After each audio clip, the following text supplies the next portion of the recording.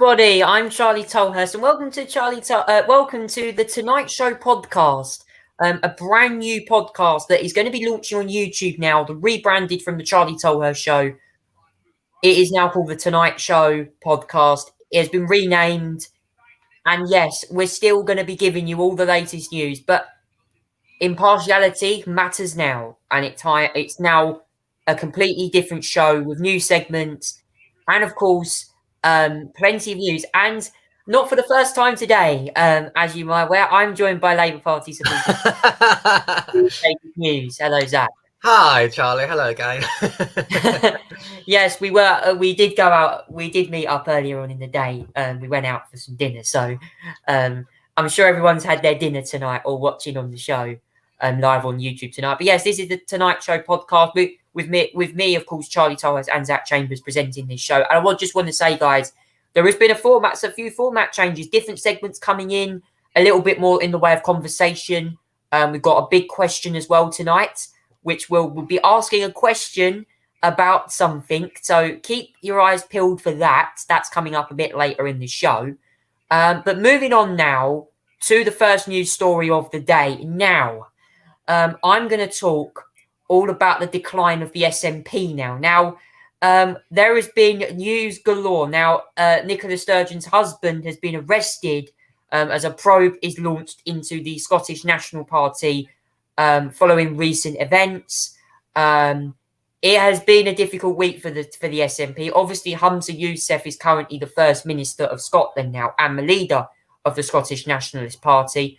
But he's facing a lot of questions about his leadership, about his future, and about how he's going to tackle big issues in Scotland right now. Because obviously, as you know, in Scotland at the moment, independence is certainly a big priority. And we're going to come on to that a bit later on with the big question. So I have to say, Zach, it's not been a great week if you are a supporter of the Scottish Nationalist Party regarding the recent turmoil that they have been in recent days. No, you certainly wouldn't have been a fan of the SNP recently as well. They've been in the headlines again, and for all the wrong reasons once again. Peter Morrell used to be the chief executive of the SNP. Also, if you didn't notice, the husband of Nicola Sturgeon as well, whilst Nicola Sturgeon was First Minister. Now, Peter Morrell stayed on a little bit as well after that, but then recently resigned over a few little bit of scandals over the SNP membership and the unveiling of that. He is now, this week, he got arrested in quite an extraordinary terms of events, actually. The police Scotland said this was into a conduct. This is related to the fact of his, the financial state of the SNP. This is what it's all about, and the conduct of Peter Morrell's handling of it. Now, there was some reporting and rumours going around that the SNP lost £500,000 recently, and they couldn't actually locate that £500,000. As Peter Morrell was the SNP chief executive officer at the time, he would be responsible for the financial money side, running the party machine, and all that sort of thing as well. And in a very bizarre turn of events, he was the one that got arrested actually on Tuesday. Now, I should point out this is a live case, so there's obviously, we can't really speculate too much of what's going on. He did get released from the prison that day as well. I think it was Tuesday that happened. But the thing about it is that he was released under investigation. So what does that mean? This means that he got released from prison. There's no evidence so far to prove his guilt, but that doesn't mean he's out of the question, and he could still well be implicated still in this financial sleaze up or scandal, whatever you want to call it, really, to be fair, as well. So it's not over for Peter Morrell, the SNP's former chief executive officer. There could still be new evidence that come to light linking into this £500,000 and the financial state of the SNP party overall.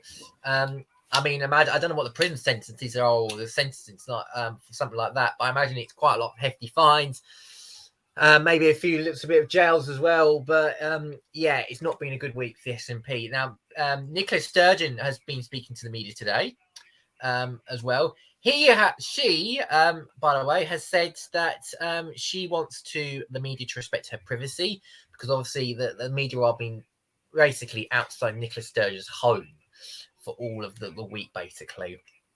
I should point out as well, you may have seen some of the stuff that they were putting out outside Nicola Sturgeon's home. There was tents. There was this big tent that was used in like massive, criminal murder investigations. They even had shovels being used in the back garden. Maybe there was a hint that the Peter Merrill may have hid this money somewhere. Obviously, it's not evidence so far that it was him, because it was released under investigation. But yeah, it was quite extraordinary scenes to see. The police turn up a former First Minister's home. There are I can't help but there's been some themes in common this week about leaders and police turn up to their houses as well. So yeah, it's been a bad week for the SNP, no doubt about it. Hamza Yusuf has had to sort of distance himself from the past leadership of the SNP. Now he's previously, he said this week as well that he wants to sort of clean up the SNP in many ways, which suggests that he was himself not being happy with the running behind the scenes of the Scottish Nationalist Party. But it makes you think, what does Nicola Sturgeon know? In many ways, what does she know about what happened? Has she got any involvement in the cover up? She hasn't spoken to police yet. She's not being approached police, so that obviously not clearing the investigations right now what's happened. But it makes you wonder in some ways as well whether this was the reason that she resigned early, or whether she really just ran out of breath, or whether she, was innocent. I mean, understandably so, she left at 8:10 at her home, and then at 8:30 the police popped up and arrested Peter Morell, her husband. So yeah, it's obviously a shock to her. She knows not much knowledge, but in many ways as well, this has been a bad week for the SNP, like I said as well, because Peter Morell, the former guy running the party machine, arrested, are still under investigation, and there still could be more that comes out. Who knows? This investigation is not over, and plenty of other things could still well happen, which could implicate Nicola Sturgeon, but also wider members of the SNP as well, I think. It's going to be a difficult week for the Scottish Nationalist Party, I can say that for one thing. And as well as that, if you don't know who Hamza Yusuf is, I'll give you a little definition of what he is actually, a little bit of a profile. Now, what I know from Hamza Yusuf, he's the current leader. He used to be the former health minister.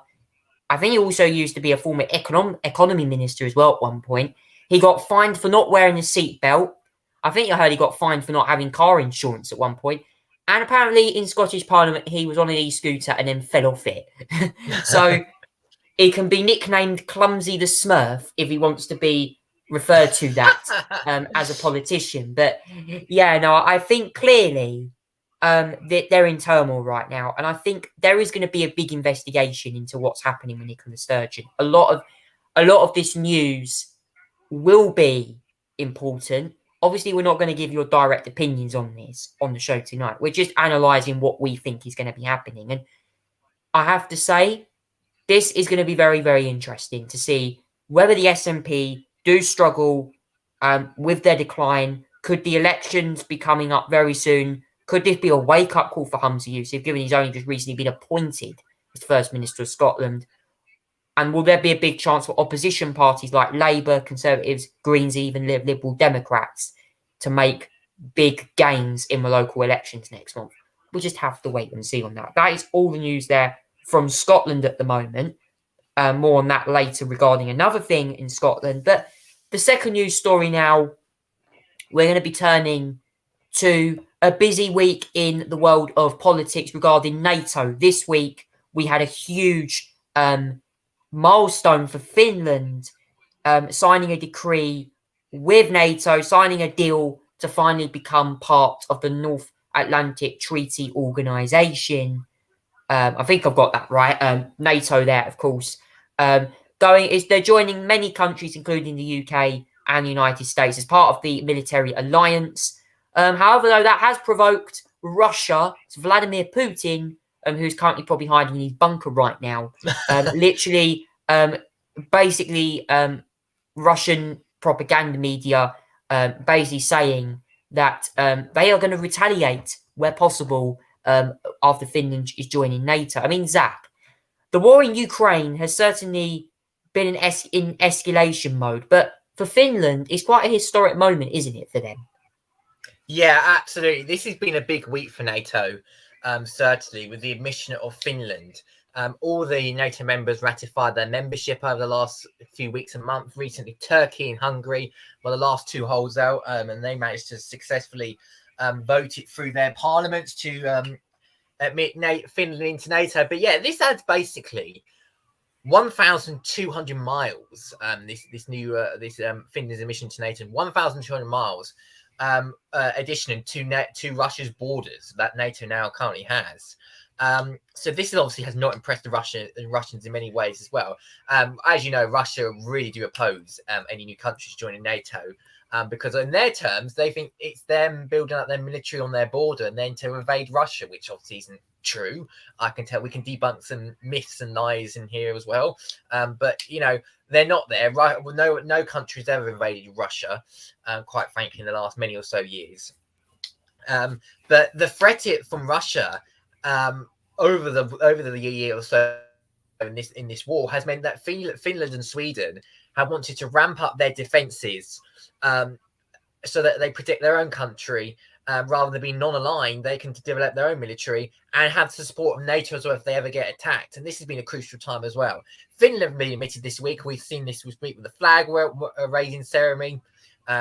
A few papers of admission from the NATO secretary to the Finnish minister, the Finnish president as well. It's a good week. It's been a good week for Finland. It's been a good week for NATO. A new member, they'll have the support as well. They'll get extra military support as well. They will also have the ability for Article 5, which is basically one attack on one is an attack on all. So everyone could come to Finland's aid if there was an attack on their country as well. Now, this wasn't supposed to be like this in many ways as well, because Finland and Sweden were supposed to go in together. Now, Finland has been admitted because the Russians, so not the Russians, the Turks and the Hungarians do not have much issues.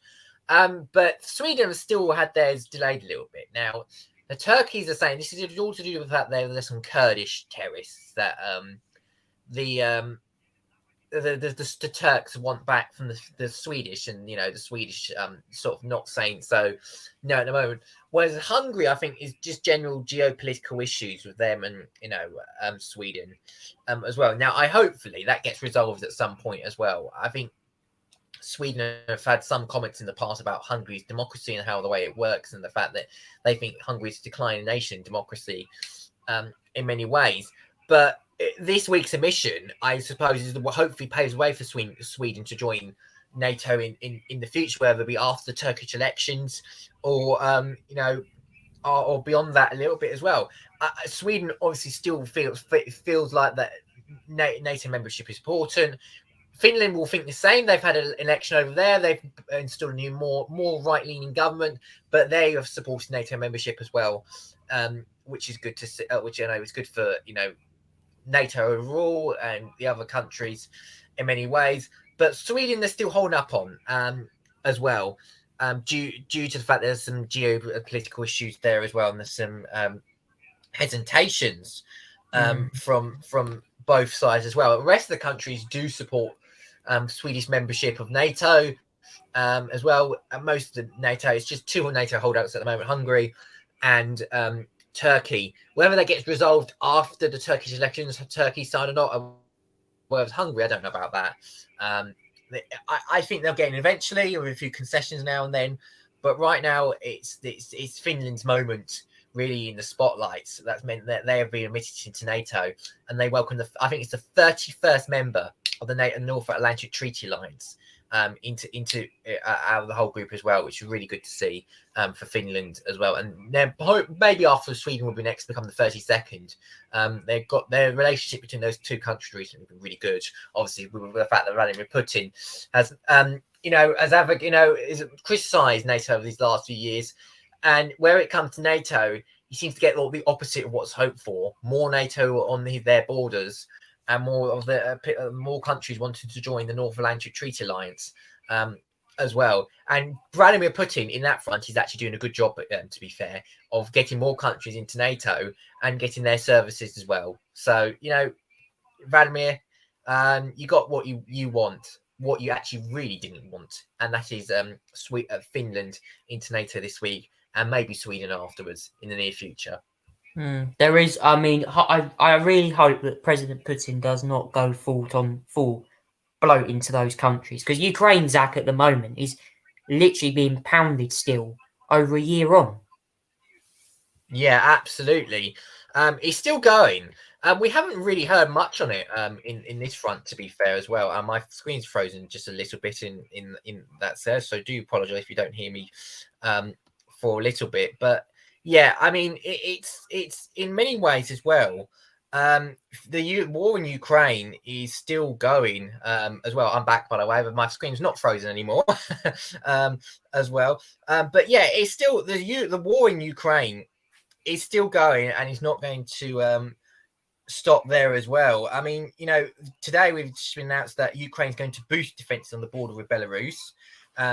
So defensive lines and positions there as well. The explanation of the system of engineering barriers in the area of border with Belarus is ongoing. Anti-tank minefields have been created in tank accessible areas, and probable paths are pushing the enemy deep into our territory. Roads, Forest Lane Bridge, as well. So just more defense forces on Ukraine's borders with Belarus. But I don't know whether Belarus is playing something there, but I don't think so at the moment. As well. Ukraine remarking the first anniversary of the missile strike on the Kamakov railway station that killed 58 people last year as well. Although you may have seen that horrible strike in many ways.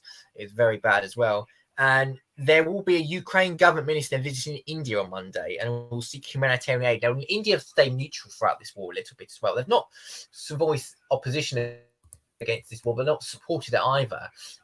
They're more aligned to the position on China with this one, but they're less of an adversary on this than, say, China would say in this one as well. And there's also been a US Justice Department investigations been launched, because there's been some leaking of possible Pentagon documents relating to all the stuff in the war at the moment. That was published onto social media sites, including Twitter. It appeared to detail NATO aid as well. But potentially, the intelligence saying it could be part of a Russian disinformation campaign, which is particularly concerning. It could be edited, could be misidentified as well. So yeah, there's been some stuff going on in Ukraine at the moment, but like it appears to see, the action has appeared to calm down a little bit. Now, watch out over the next few weeks, I think, in my view, for action near Zaporizhia. It appears the Ukrainians are preparing a counter-offensive sort of around that region there, where they look like they want, hopefully, be able to fully gain the Zaporizhia region, which were Russia legally annexed part of last year, although they have not gained all the land there. So watch out for that in, I think, the next couple of weeks as well. Don't expect to see an instant move on that straight away, but be prepared on that front to watch out for activity and see if the Ukrainians can retake most of the Zaporizhia region, not just the city itself. That would be key to see whether they can get another counteroffensive and strengthen their positions in central Ukraine. It's going to be a big one for the war in Ukraine. Please comment down below, guys, what you think will happen next in the war between Russia and Ukraine, now over 1 year old. Now, moving on now to the big question. Now, this is a new segment where we're going to ask a question about something that's happened in the world recently. My big question this week is to do with Scotland again and the Alba Party. The question is, do you think the Alba Party should become the new frontrunners in Scotland? Do you think the Alba Party should deserve more recognition in Scotland? Now, obviously, the Alba Party is run by former First Minister and former SNP candidate Alex Salmond, who has criticised Nicola Sturgeon's gender reform bill when she introduced that just before she resigned. Now, obviously, Alex Salmond is a very well-known politician in Parliament. Obviously, he's had a lot of cases against him, or court cases. He's a very famous person. Now, this is obviously for all the listeners that are on the show can access this question. If you feel free, guys, to drop a comment in the comment below about how you make. And please, guys, if you're watching tonight live on YouTube, please hear what you have to think about what do you think about the Alba Party? Do you think that they're a party that represents Scottish independence? I'm going to ask Zach now your thoughts on this. Do you think the Alba Party need more recognition in Scotland? Do you think that Alex Salmond has a plan to take Scotland forward in the future? I keep hearing this, right? Okay, so they were quite known in parts, I think, last year when the Scottish national when the Scottish elections, the National Assembly elections came along, and Alba did get quite a lot of coverage then, but they failed to win a seat. Even Alex Salmond failed to win his seat as well in those local elections at the time. So they were basically, their position on the Alba Party is they're very pro-independent. Okay, they're even more pro-independent than say the SNP, which you could say is a bit surprising. But they're going for more aggressive form of independence. Independence straight away, independence votes straight away, independence, very quickly. They should ignore Westminster, all that sort of thing as well. They're very pro-independence.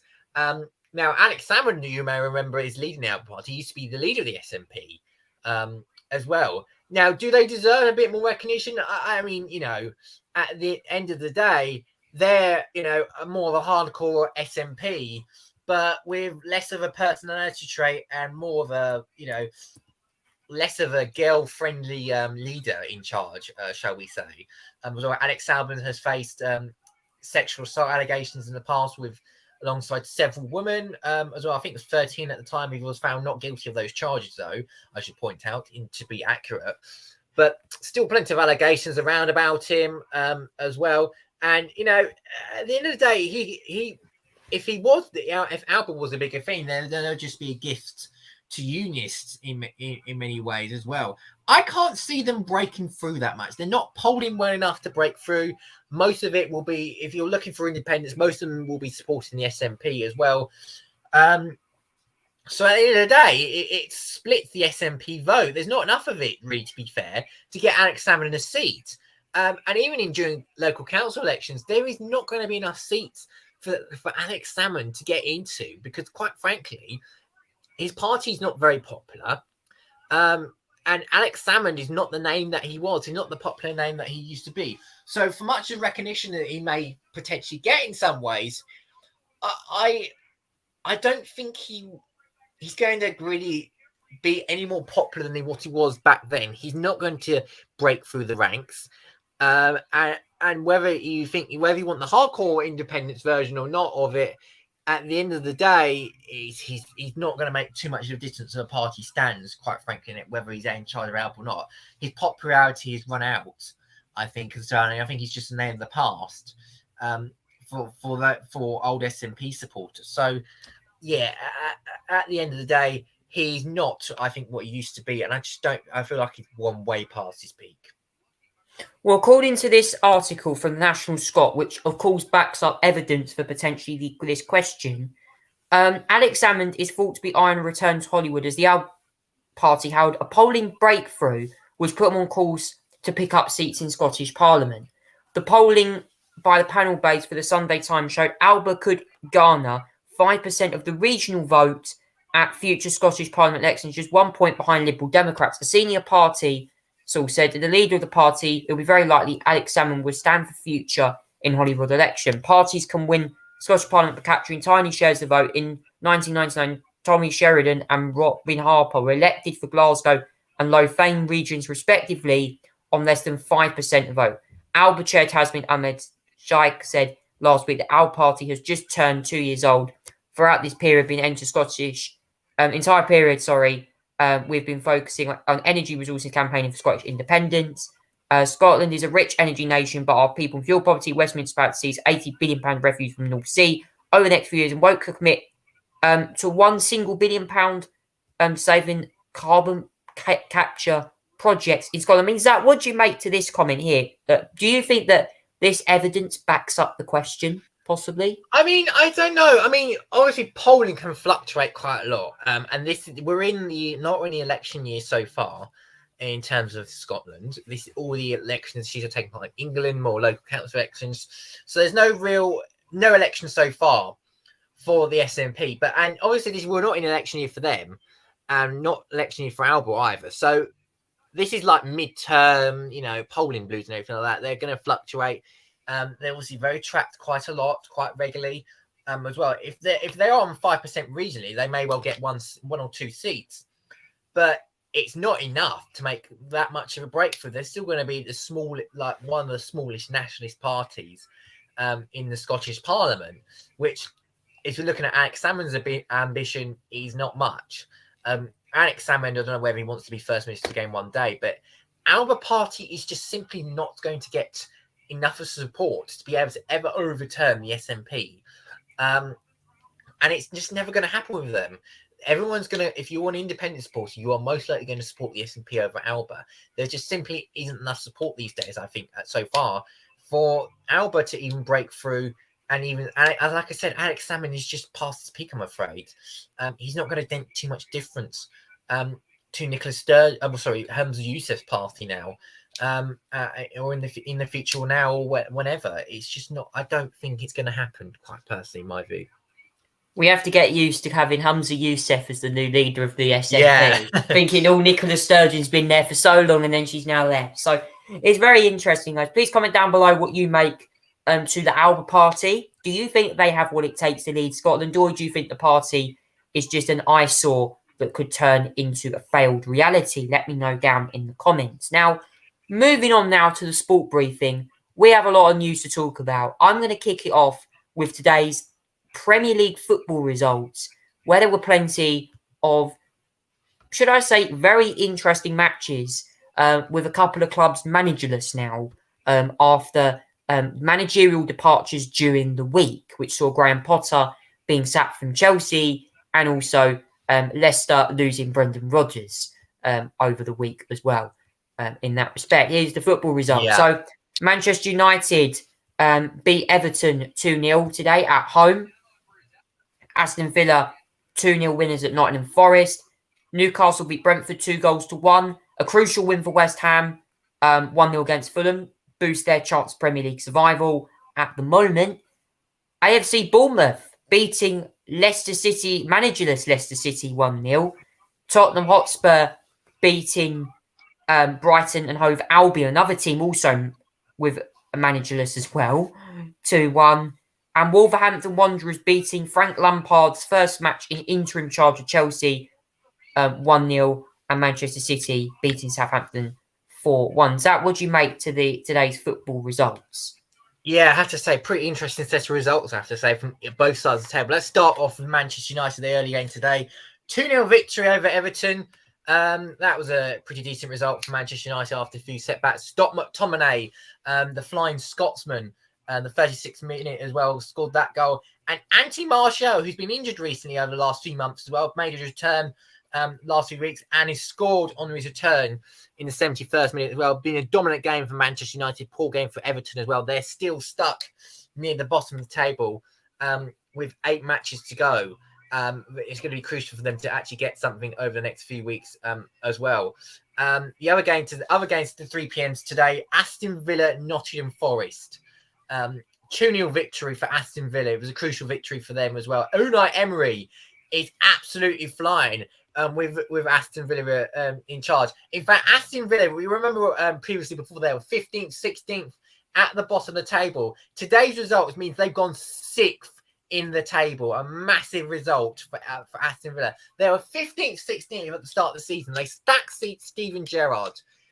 Then pointed at Unai Emery. Look at the result. 15th, 16th to 6th position. They are contention for Europe next season as well.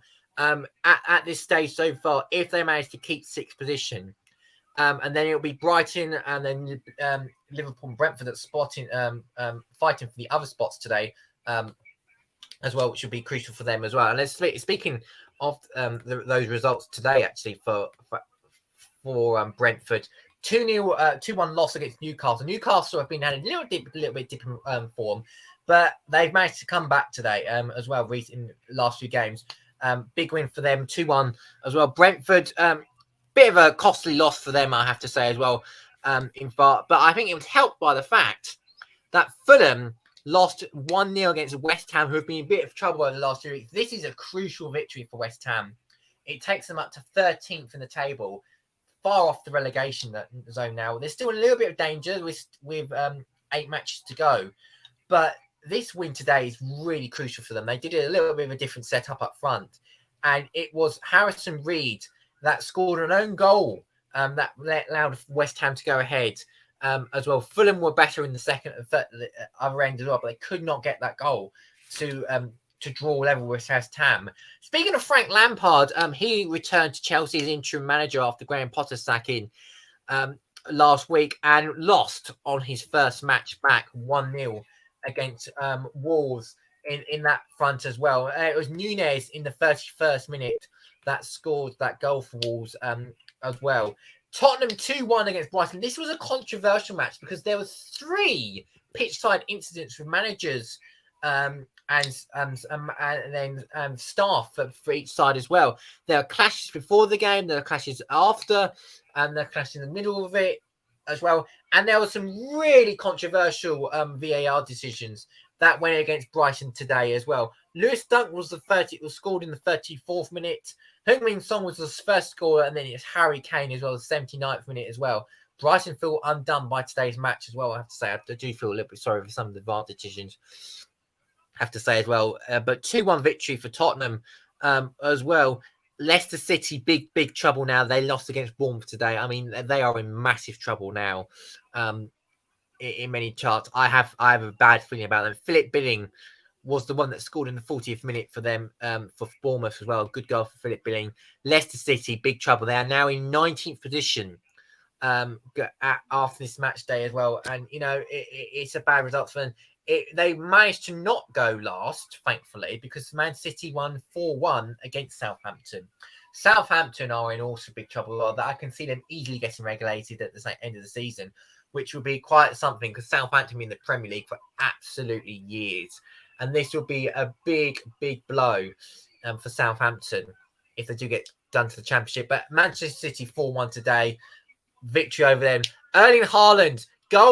45th minute, 68th minute. Jack Grealish as well. And Julian Alvarez with a penalty as well that's managed to score them at the goal. It was Siku Mara was the one that scored for Southampton. But yeah, that was today's matches. Tomorrow's matches will include Leeds and Palace. That will be a bit of an interesting one for Leeds, who are still perilously close at the bottom of the table as well. And then the big match tomorrow is Liverpool and Arsenal. Arsenal have not won on the last, I think, 6 or 7 visits to Anfield. So tomorrow's game is going to be a crucial game for them. Man City are now 5 points behind Liverpool in the table. Arsenal in the table. Arsenal could go back to go 8 points ahead again, but they need to win tomorrow. And tomorrow is going to be a tough task for Arsenal as well. Liverpool have had a dip in form recently, but still, they can be in danger at any time, and they could crack back tomorrow in any ways as well. It'll be really interesting to see. And also just to point out as well, there'll be Champions League matches throughout the week as well. And it's the quarterfinal stages on Tuesday. Man City and Bayern Munich come together as well. It's Pep's old club versus Pep's current club as well. Man City and Bayern going to be a big one. And then on Wednesday, Frank Lampard, another daunting task away to Real Madrid. And Real Madrid and Chelsea on the Wednesday as well. And in the Europa League, it will be Ghent v West Ham in the Europa Conference League. And Seville take on Manchester United as well on the Thursday as well. But we should point out as well that's Champions League and Europa League action next week on Tuesday, Wednesday, Thursday.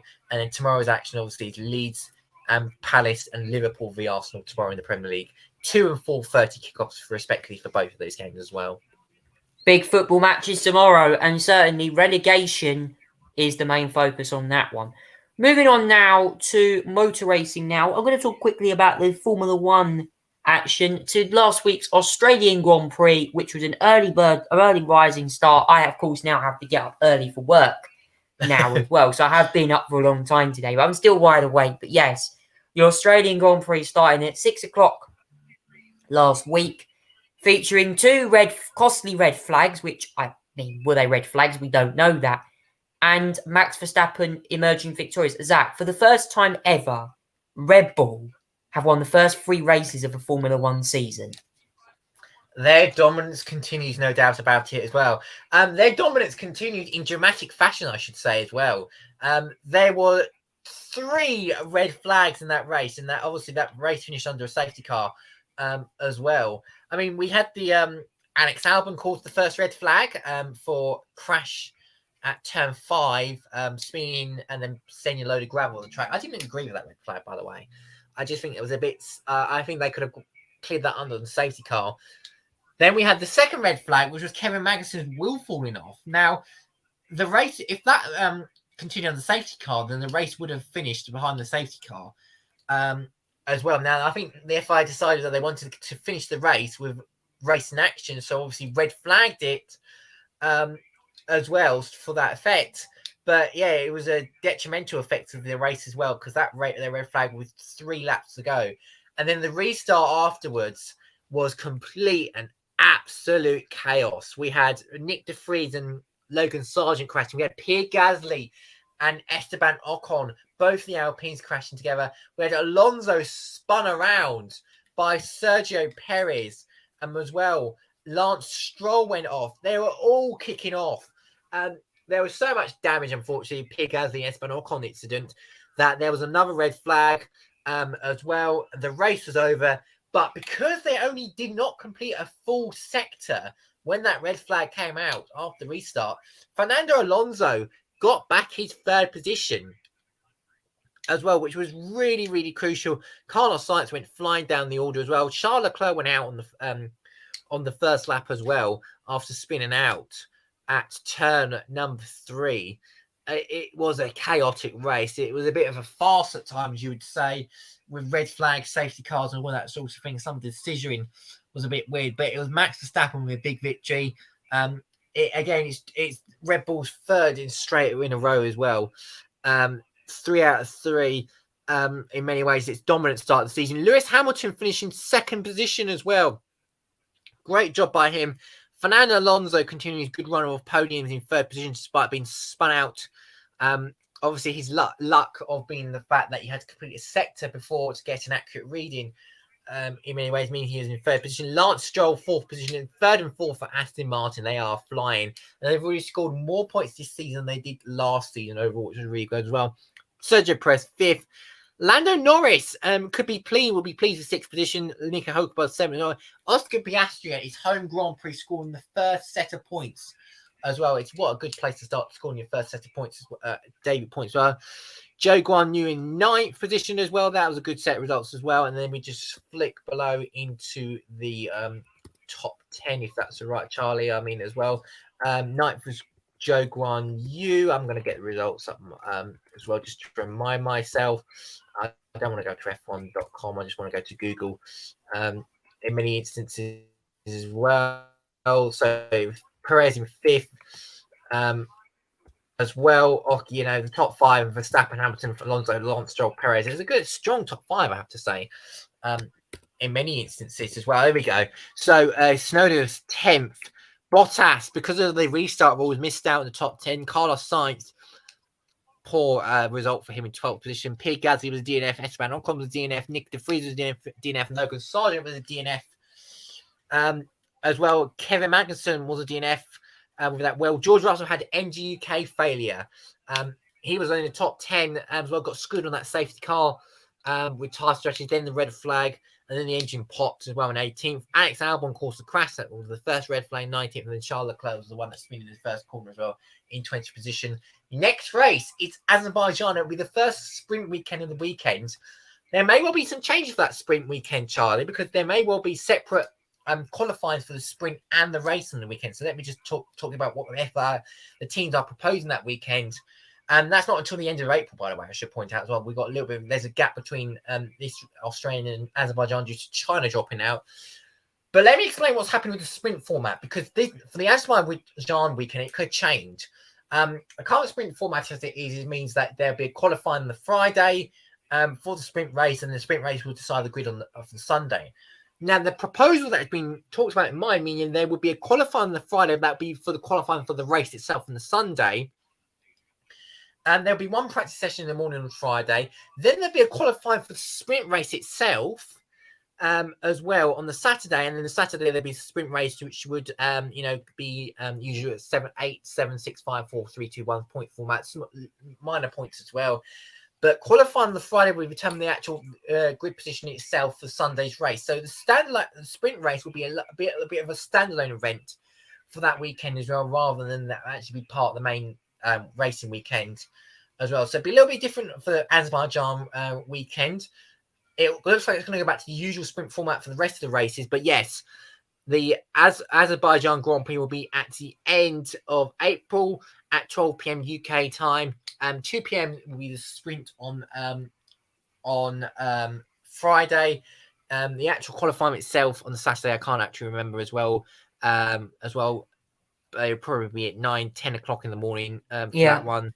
But yes, the race itself on Sunday, the 30th of April, will be at 12 p.m.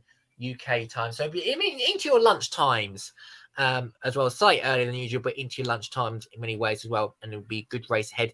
Probably one of the most chaotic races, I have to say, Azerbaijan in many instances as well. It's always chaos. There's always incidents around the corner. Teams don't expect it to be a mess. Or who knows what a sprint will be like in Azerbaijan. It could well be a mess. Yeah. It's going to be interesting. The race will start on the exact time I finish work. So that would be pretty cool indeed. I finish at 12 and I start at 7. So this was the moment. I'm going to play for you now a quick little video. What happened when Formula 1 cars got piled up on this restart. Have a listen to this. It's 2 laps to sort out who wins this one. Immediately, Verstappen is chopping ahead of Lewis Hamilton, who will try and edge out Fernando Alonso. It's as he were from the top 3. It's going to be close to contact, and Fernando Alonso is spun round by Carlos Sainz. Perez is off the road. It's Max Verstappen with the lead. Then it's Hamilton, and there's a crash at the back of the field. Into the wall goes Gasly, and it's absolute chaos on the restart. Oh, it's deep. He's deep. Stroll into the corner. It's total chaos. Sainz is looking and he's fighting with Gasly. They both draw each other in to go in too deep. And Alonso's looking at switchback time on Hamilton. And Sainz carries too much speed, hits the right rear of Alonso. Then you've got your 2 Alpines that must come to blows themselves then afterwards. Big impact into the wall for the 2 Alpines. And Sargent did not stop for turn 1 either, so he's gone straight into the back of the debris. The marshal shrugging behind the barriers. Wow. All I can say is that was a chaotic start. And it was Carlos Sainz that hit the rear, or the left rear tyre of Fernando Alonso, which prompted the spin around and caused the pile-up. That's going to go down in Australian Grand Prix history for sure. Now, moving on now, quick update from America. We had the Cup Series NASCAR race held last week. Kyle Larson winning that one. Richmond, what did you make to that race? Yeah, it was probably, I have to say, reading the fans' responses, the most exciting Richmond race in many years, which is only if the fans say that, then I can tell you that now that probably was be the case as well. I didn't watch much of it, unfortunately, because I forgot to turn it on, which is a bit of a numpty moment for me. But yeah, the Cup Series last week, the Toyota Williams 400, it was Kyle Larson winning the race as well, ahead of Josh Berry in second position as well, he's not running for points, by the way, because he's replacing Chase Elliott in the 9, who has picked up an injury the last few weeks as well. Ross Chastain was 3rd, Christopher Bell 4th, Kevin Harvick 5th, Michael Liddell 6th, Joe Logano 7th, Alex Bowman 8th, Ty Gibbs 9th, and Brad Keselowski in 10th position as well. I mean, yeah, it was a very good race overall, and lots of passes, which was the main thing as well. A lot of overtaking. That was one of the key things, that made this Richmond race one of the best in many years, according to the fans as well. Good on track action as well. Not much cautions, but a lot of good action overall for the fans to enjoy. A lot of overtaking, and it was a good race between Glass and Josh Berry, who was so close to winning to winning the race for the 9 car. As well, it's a bit of a shame for Josh Berry to not win that race. Obviously, he wouldn't get points for that because he's not running as a full-time driver. But in many ways as well, he should be really pleased with that result. 2nd position overall, ahead of Ross Chastain and lots of other key members of the team as well in many ways. There was the only DNF that race came from Noah Gragson in the 37 car. Now there was a few others as well that's running a couple laps down with JJ Yelly, Ricky Stenhouse, Cody Ware, Alfie Dowd, Ty Dillon as well. All had poor races as well. There was 37 starters overall. Noah Gragson was the only one that was DNFing that race as well. Now, this weekend is the Food City dirt race. They're all on under the lights. The truck series as well. In many ways, it was the qualifying races are later now. Qualifying is a little bit different here at Bristol. They run on the dirt races. They run qualifying races to determine the grid order. Practice was rained out yesterday due to weather. As you probably been aware, if you're, they can't run these sorts of circuits under wet conditions, especially in the wet as well, because the track gets muddy as well, and it causes a detriment to driving effects as well. They can't drive the car in muddy conditions. They can do it if it's a little bit rainy, but when it's severe rain, it turns into mud and slush, and they can't run in the conditions as well, so it causes issues as well. But qualifying for that will be later today for the Cup Series as well. The Truck Series this weekend, as I said, are also racing at Bristol for that one. They are doing the truck races today as well. They're doing the qualifying races I think today as well. I believe they are currently racing. I think they are. They're doing their qualifying there as well. Interesting enough, we'll probably cover it all next week as well in many ways as well. But yes, the Cup Series are doing their qualifying races later today as well. In fact, they are actually doing their qualifying races right now for the Truck Series. The Cup Series will do theirs later today. The Truck Series, I think, is at 9 p.m. Yeah, something like that. Yeah. Is American time as well. That will be on, that'll be 3 a.m. It's actually tomorrow. 8 p.m. 8 p.m. US time, 1 a.m. our time. And then the Cup Series as well is also the same. It'll be at 7 p.m. US time, midnight our time as well. So late, if you want to watch it late tonight, you're more than welcome to as well. The Xfinity Series are off this weekend. They are back, I believe, next weekend at Martinsville, and that's where all the as well the Cup Series game, the Nocco 400 as well, and I believe the Truck Series will also be in action next week as well. So plenty of all three series in action next weekend. The Xfinity Series is off this weekend, but plenty of action next weekend, and all three of them are taking part as well next weekend. Yeah, that's all the NASCAR action, but we're going to quickly cover the IndyCar action now. Last week, they also raced at an oval track at Texas for the PPG 375. By the way, I did watch the highlights for this race, so I can tell you what happened. Joseph Newgarden taking a crucial win in the Penske there. Pato O'Ward, probably one of my drivers of the race, who had some brilliant will-to-will battles with Scott Dixon at one-time race leader, and of course, Alex Palou as well, a former champion, finishing in third. Behind the Aaron McLaren, Chip Ganassi racing there. David Malukas finishing fourth. A very strong race for him, actually. Scott McLaughlin was sixth. Colton Herta seventh. Romain Grosjean eighth. I think he was classified eighth despite having a spin late on, I think. Marcus Ericsson ninth. Crashed. For Chip Ganassi racing. Callum Ilott competing the top 10.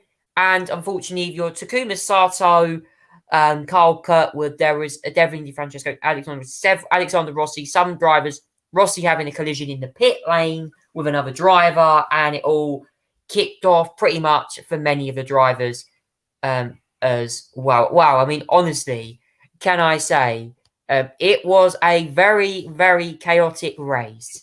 It was fantastic. For many people. Zach, what did you take away from this race? Yeah, I watched the end of it. It was a fantastic race overall. It was excellent. I sometimes wonder in circuits like Texas on an oval how they managed to keep it so close side by side. On Texas, particularly on the inside line, particularly everyone used the inside line because all the dirt's all up on the banks on the outside as well. Which is why you never see people going out wide there, because you get stuck into the marbles and into the dirt, and then your car spins around. But the action was so good too wide. There was cars getting contact. Everything like that. Grosjean was one example like that, spinning towards the end of the race. as well. After running the top 10 most of the time, he was really good contention for winning that race. But Newgarden as well, overall, managed to eke out ahead of Bateau Ward. It was such a good race overall. The top 3 within 2 seconds. It was an unbelievable race by everyone. Bateau Ward's so close, but just so far. Newgarden managed to get some crucial moves in towards the end as well. Alex Palou third, David Lucas. It's just a great overall finish. Exciting, lots of side by side most of the time as well. And just so much overtaking as well. They were all swapping for the lead at one point as well. Only 6 cars on the lead lap. 7, sorry. But my goodness, was it a great race, Charlie? It was an amazing, good IndyCar race. And they are back in action, I believe, sometime next week when they're going to go to Long Beach as well. But that'll be the next race after this. It'll be Long Beach as well. The AQ Grand Prix of Long Beach as well. And that'll be happening next week as well on the April 16th. And then 2 weeks afterwards, it'll be the Alabama Indy Grand Prix as well at Barber Motorsports Park. But yes, IndyCar back again next weekend. Yeah, we can confirm it was Carl Kirkwood that did crash with Rossi in the pit lane, so we can confirm that he retired in that race. But that's all the sports news now. We're going to move on now and talk about Conversation Street. Yes, we're not referring to the Grand Tour. This is a Conversation Street we've created for our own show. We're going to be talking this week about a rapper called Big Nasty, who, if you don't know who Big Nasty is, probably one of the biggest grime artists to come out of this country. Big Nasty is, of course, actually very successful, you know.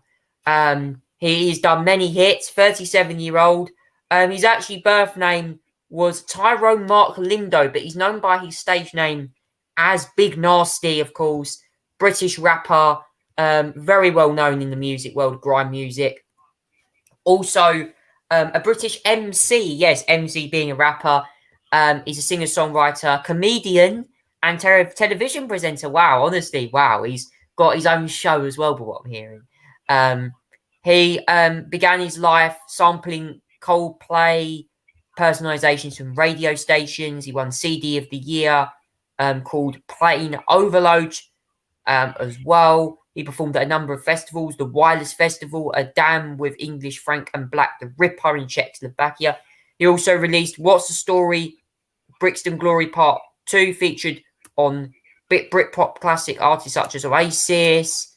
Then he also featured, of course, on the big comeback single for Craig David, probably the song we all know him for, When the Bassline Drops, released on the 27th of November 2015. Song saw commercial success, entering the UK Top 10 certified gold in 2017.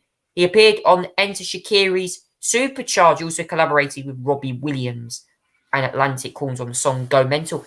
Zach, I have to say, Big Nasty certainly has a big inspiration for grime music, and particularly that artist we've covered before, Craig David, mentioning on the song When the Bassline Dropped, certainly was a big moment for the comeback of Craig David, but also for Big Nasty's career as well.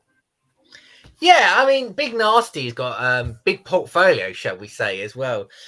He started out, member of a grime crew called NAA as well. So, and he used to start doing his personality, perform comedy, related to grime music and culture as well. He's not got the biggest of hits overall, in the world as well, but he's featured in plenty of remixes as well.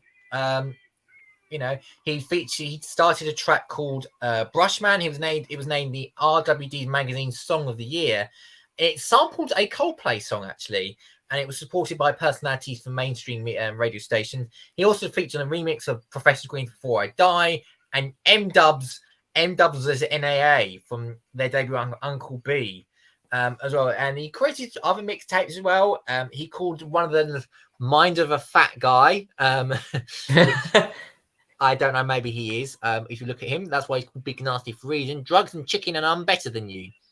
And it featured quite some few artists like Gig, Scorcher, Wretch Free 2 as well. He then releases a mix called Pain Overload as well. And then an EP called #Pain. Entered number 5 in the UK Hit Lots chart. And once the 2 Best Grime Artists in 2012 Urban Music Awards as well. So he's got like a really interesting portfolio of music, even though it's not really that big. But as you remember, his big, hit from his lifetime was when he featured on the baseline drops, as well with Craig David, that was a big old banger as well. And he also featured on a rock band song, Enter Shikari single Supercharge, when grime and rock come together in that instance as well.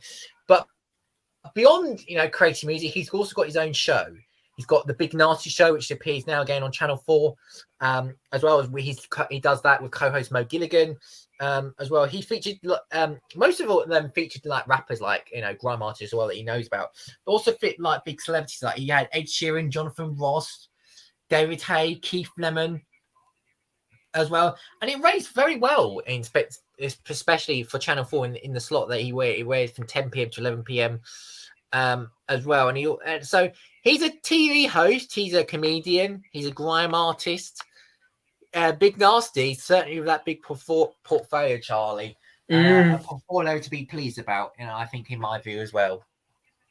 Yeah, it was he's a very, very interesting artist, like just in general, like you see him on When the Bassline Drops and you're like, oh, wow. It is like actually quite interesting. But there was another thing I'm going to play for you now. And this is a little sample that I'm going to play of a Craig David song called 16. Now, if you don't know what 16 is, it was wrote up with a few years ago from his album Following My Intuition, and during a BBC Radio 1 Extra section, Big Nasty actually does a little rap section on the song, and so does Craig as well. You want to listen to this because this is actually quite interesting, and this is how Big Nasty and Craig David met before they recorded that single, When the Bassline Drops. Have a listen to how them two sync their freestyle in motion. Have a listen exactly what happens here. I feel we need to just bring it like 2015, 2016. So if you got something that we can, a different instrumental that we can just vibe with. Like guitar. You can. Woo! Okay, let's try some of this. That's mad, yeah? Baby, yeah. Can I break it down inside of here? Ooh, yeah. Yo. How much can this girl install when her parents went out? She phone say, hey, boy, come on right around. So when I cut the door, you were standing with a bottle of red wine, ready to pour, just still all excited, next to the floor. So I went in, and we sat down, started kissing, caressing, told me about jacuzzi, sounded interesting. So we jumped right in, all calls diverted to answer phone. Please leave a message after the tone. I mean, me and her parents were kind of cool, but they were to find out it's me and you. We were just doing things and people in love do. Parents trying to find out what we were up to. Saying parents trying to find out what we were up to. Ooh, yeah. Saying, fill me in. Why will you keep me down? Why will you keep me down? Ooh, yeah. Fill me in. Why will you keep me round? Why will you keep me round? Ooh, yeah, yeah. Fill me in. Why will you keep me round? Why will you keep me round late last night? Can you fill me in? Why will you keep me round? Why will you? You know what? Go. Something like, spit a 16, a sick 16. I've been doing this since I was 16. Been a few years, it's called it 16. A brand new flow, 2016. Spit a 16, a sick 16. I've been doing this since I was 16. Been a few years, it's called it 16. Brand new food for 2016. Sing, just like I'm living a dream. 1999, when I first came on the scene. Skinny young brat from Matt Saddam team. With a bunch of melodies for days, know what I mean. Leading me and body the whole scene. Packing on muscle like bars of protein. Punching every microphone that I be holding. You know every training day, but look, I'm giving it clean. Ooh, yeah. Thank you there to Craig David there and Big Nasty for that little sort of section of that song. I mean, Zach, what did you make of the way Craig David done 16 with the remix of like Justin Bieber's Where You Know and Fill Me In with that rap section added? Oh yeah, he mastered that. I've heard this several times before. He absolutely mastered that. Good use of samples and good use of historical covers to make it like make a new version of previous songs and samples. But he blended it in so well, and I heard this before actually, and it was just brilliant. I've heard it, been prominent before on Spotify, and I think it got popular at some point. So yeah, it was just great to listen to. And overall, it was fantastic performance by Mr. Craig David himself on that one.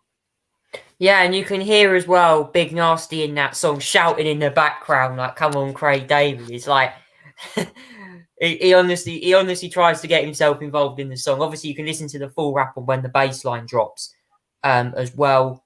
And obviously, if you want to hear a little sample of the song before we move on and do the papers, there is actually a little sample now, guys, that I will actually play for you right now.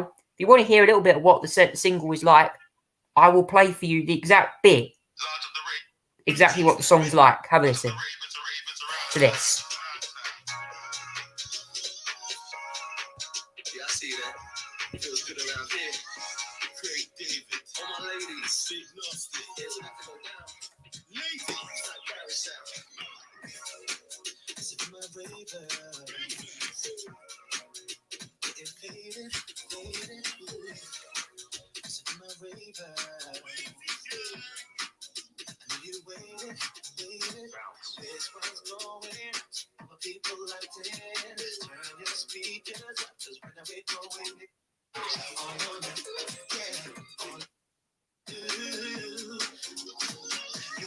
Yeah, that is, of course, the exact song when the bass line drops featuring Craig David and Big Nasty. We don't know what we might possibly play it later on. We don't know yet. We'll keep you updated on what is happening regarding that song. But Zach, it's a very, very interesting song, isn't it? Like how Craig David and Big Nasty came together when they collaborated on Craig's comeback there. Yeah, it was a incredible comeback, I have to say, as well, for Craig David when he released when the bass line drops. As well, it really went off. And I have to say, it was performed, I remember, on X Factor as well, I think, some point as well. And then it just flew up as well to the charts. And yeah, it was an incredible comeback, nevertheless. And sort of like the garage music that I would have wanted to see as well. It's just brilliant to listen to.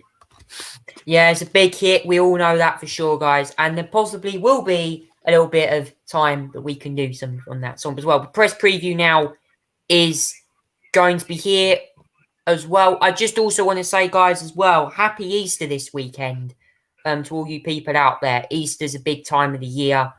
I know a lot of people have been really thinking about Easter and the Easter message that's coming out. So we'll keep you on that as well.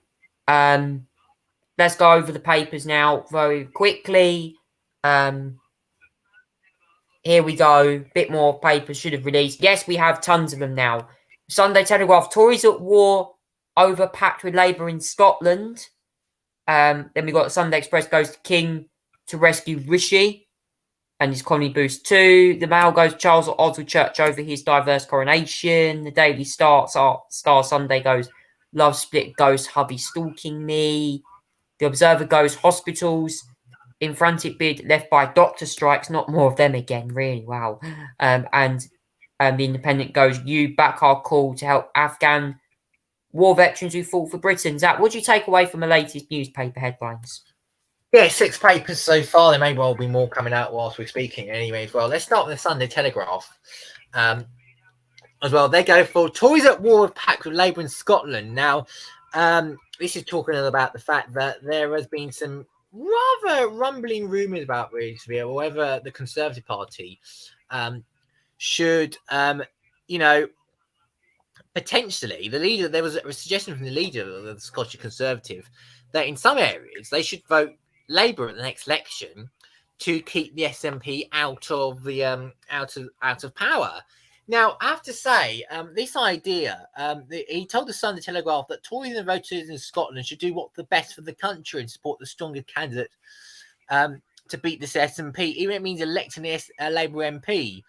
Now, the Tory spokesperson has clarified that rejected tactical voting, saying it would emphatically not the view of the Conservative Party, and the Scots should support the Tories where they are standing. Now, I have to say, this could really be attacked on by the SNP, who are saying that the Tories and Labour are in bed with each other and they want to stop the SNP from getting powers. I would be surprised personally if the Tories really did do a pact with Labour in Scotland. I could not see that in a million years. I think the Tories and Labour will have more to lose out of it than actually dealing with it as well. So I don't see that happening. I think when it comes to election time, Douglas Ross will want to be supporting the Tory candidates who stand in Scotland as well, rather than Labour, even though if it means the Labour trying to get the SNP out of a seat there as well, potentially getting a seat that Labour would have to do it the hard way. Not surprising anyway.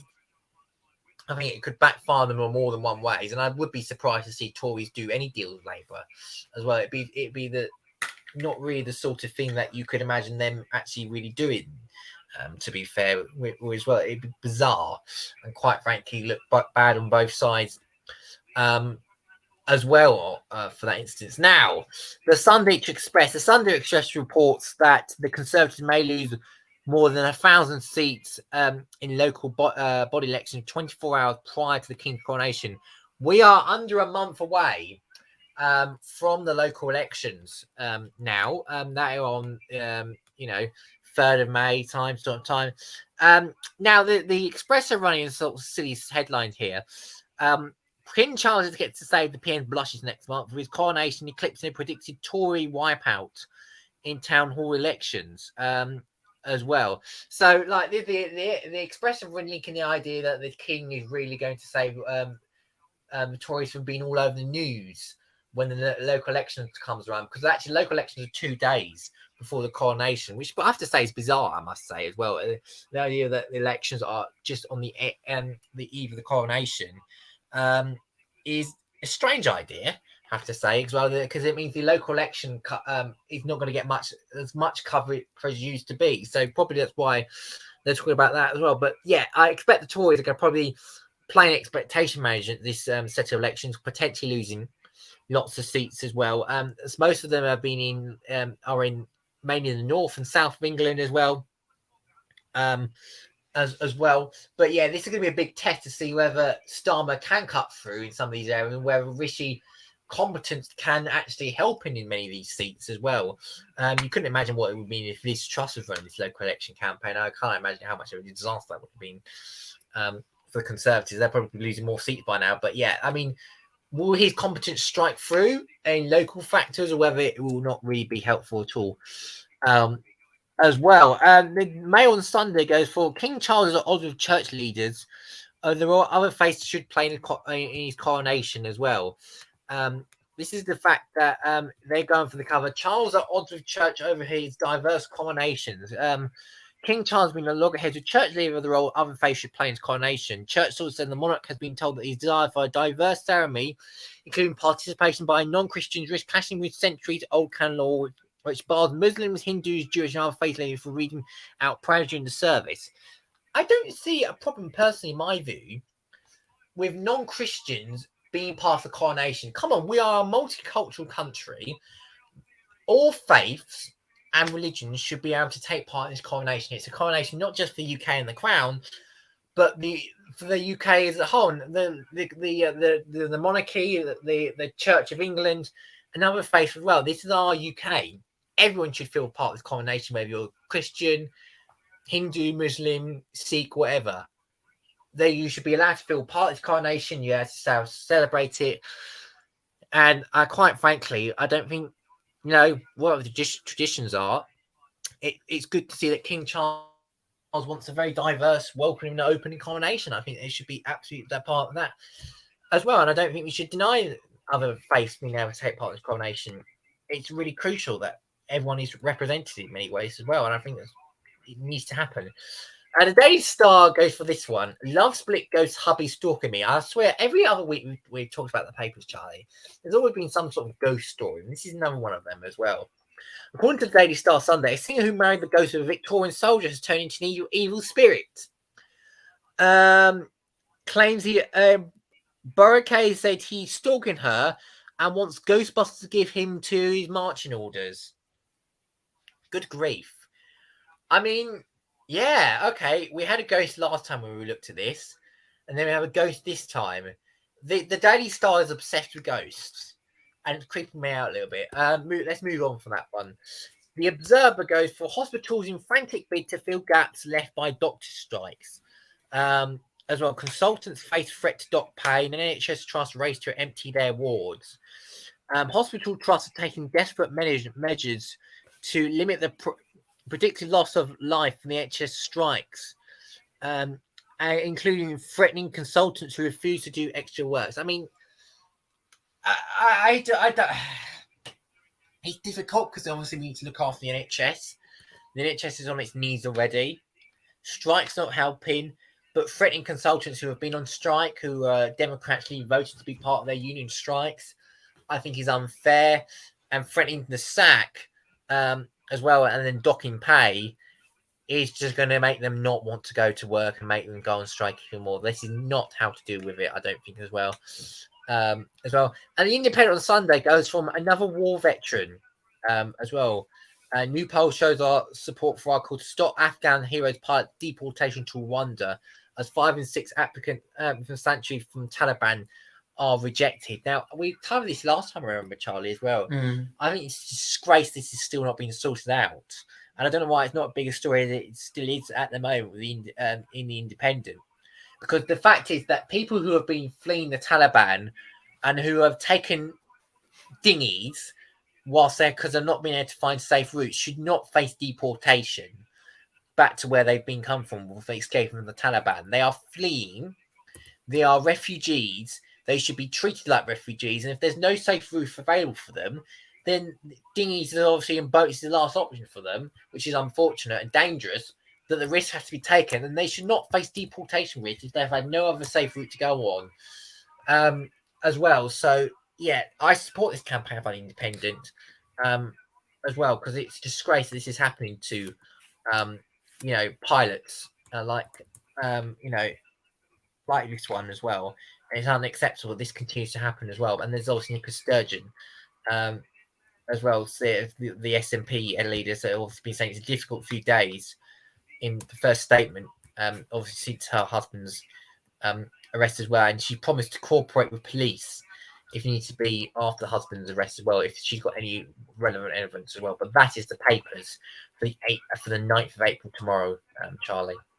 Yep, they're all the papers done, guys. And the final bit of the show, we're just going to give you a quick update on what's happening over the Easter period as well. I thought I'd give you a quick mention on that as well. Easter events coming up over the little festive period there as well. On the 9th of April, there's going to be a spring jousts at Knights of Middle England, 9th, 10th of April between 10 and 4 at Hedingham Castle. There's an Easter egg trial taking place between 24th of March to the 16th of April at Marks Hall Estate in Colchester. Colchester's also hosting an Easter extravaganza as well. Between the 1st and 16th of April, 10 a.m. to 5 p.m. There's an Easter extravaganza at Barleylands. There's also as well the 1st and 16th of April at Albury End at Saffron Walden. A Day Out with Thomas in Colchester at the East Anglian Railway Museum.